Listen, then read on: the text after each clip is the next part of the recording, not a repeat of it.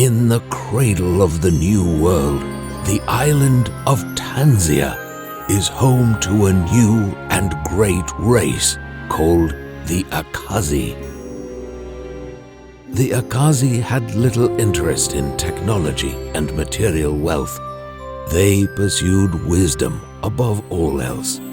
With the Akazi, arcanity, alchemy, and endless possibility would soon flourish.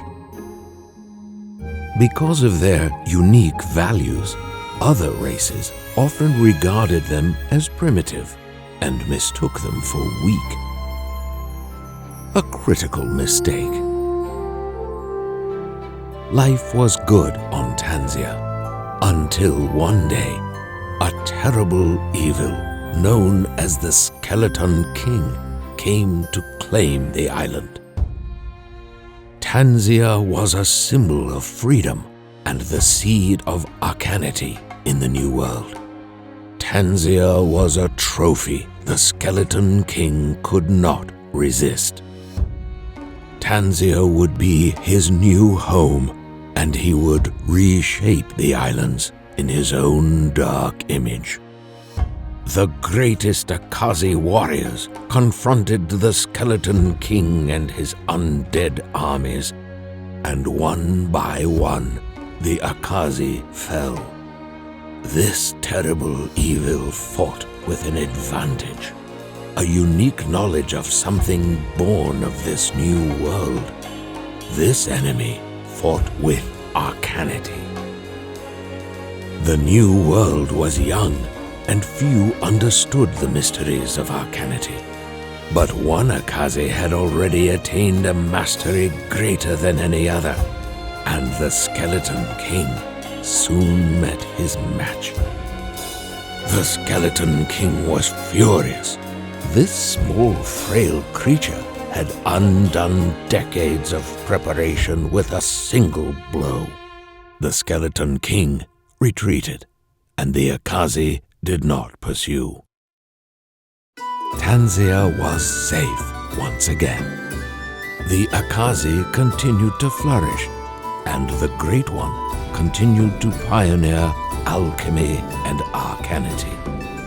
Creatures of all races came from all over the world seeking his mentorship, and he taught any who would learn from him.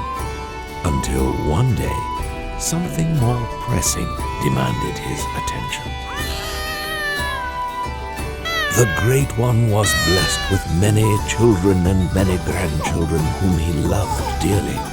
But this one was very special. This one would be the center of his world for many years.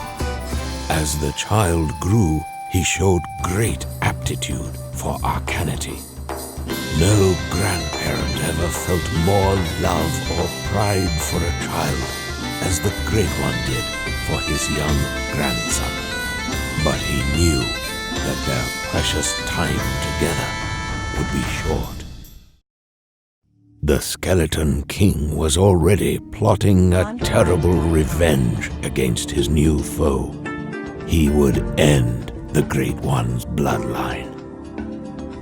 The Skeleton King used the darkest of arcanity to summon an evil and tortured creature from another dimension and enslave it to his will. The creature, a shade, was the perfect assassin. It passed through solid objects at will, traveled nearly unseen in the shadows, and had a deadly touch. The Skeleton King watched from afar in glee as the shade passed through the young child and stopped his heart. With a single word, the Great One obliterated the shade into a million dark splinters that dissipated in the light. But the damage was already done.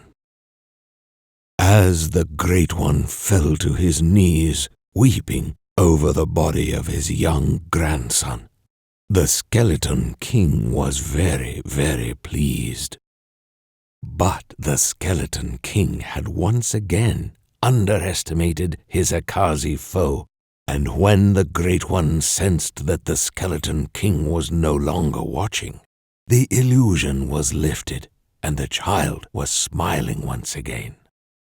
The Great One, though, was very sad, for he knew that events had been set into motion which would end their happy time together, and he would not see his beloved grandson again for a very long time. He sent the child to live in seclusion on Volcano Island with a most caring and trusted friend, Abenaki, far away from the peering eyes of the Skeleton King. The Great One, believing his presence was a danger to the village, also left, and he never returned. Decades passed. In the village, whispers of his sudden disappearance so long ago turned into speculation of his certain demise. The Skeleton King, believing that victory finally lay within his grasp, would again descend on Tanzia to claim his prize, and this time no one can stop him.